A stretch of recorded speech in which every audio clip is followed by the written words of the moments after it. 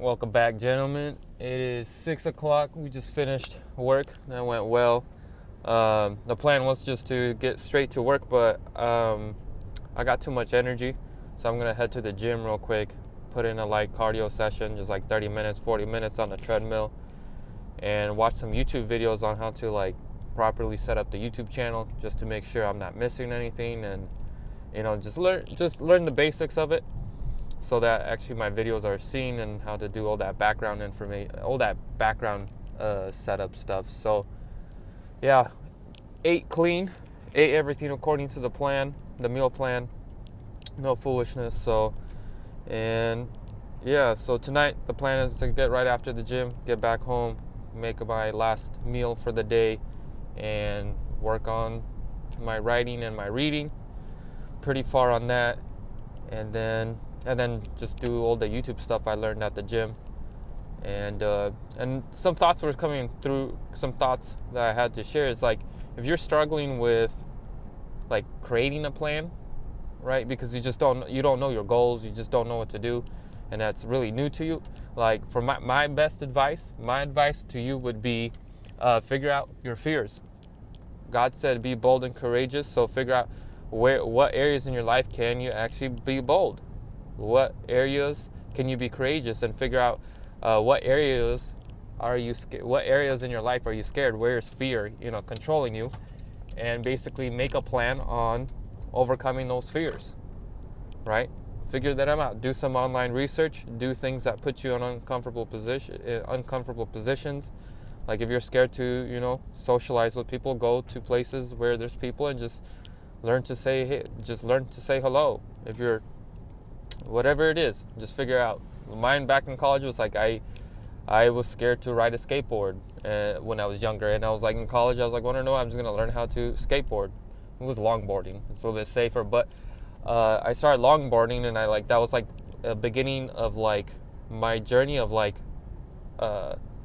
acknowledging a fear, recognizing a fear, acknowledging it, and then doing something to break that fear. And that really changes the way you live life, is because you're not going to allow fear to dictate you. A lot of people don't realize that when you allow fear to dictate your behavior, the way you think, and the decisions that you make, you are in a way worshiping the devil. Like, if God said to be bold and courageous and he will be with you, and you are allowing fear to dictate everything in your life, you're not worshiping God. You're doing the opposite. So when you're not intentionally putting yourself in uncomfortable positions to grow, there's no way you're ever gonna glow. And God said, just be the light of the world. So for you to be the light of the world, you need to challenge yourself to be able to express yourself. So if you have social anxiety, one of your first missions is to overcome social anxiety, overcome the fear of being disliked, overcome the fear of being hated. It's okay for people to not like you. It's okay for people to hate you. It is not your duty to have the whole world to like you. That's a false belief that media puts on people. It's like, not everybody needs to like you. They make it seem like everyone has to like you, and that's how you get trapped into a way that you get trapped into people pleasing. So, figure out a fear, recognize it, detect what kind of fears is holding you back in life, and figure out how you can overcome it.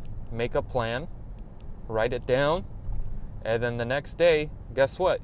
You're living life with intention. You're living a life with purpose. Your intention is to overcome fear. Now you got meaning. You wake up, you don't ask yourself, what should I do? Or, I gotta go to work. You figure out, hey, today's the day I'm gonna be tackling fear. I'm gonna be fighting fear.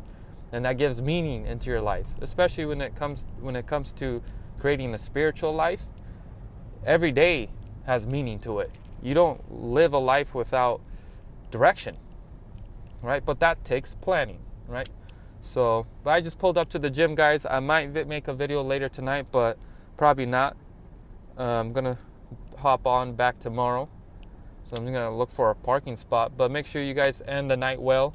Do a reflection, do your prayers, and focus on growing and being a better person, and drawing near to Christ, and being more of a forgiving and merciful person, and that will set you free It'll set you free and enable you to, see the world differently and experience beautiful things because you obeyed Christ. So other than that, guys, I'll talk to you guys soon. Enjoy the rest of your night. Good night.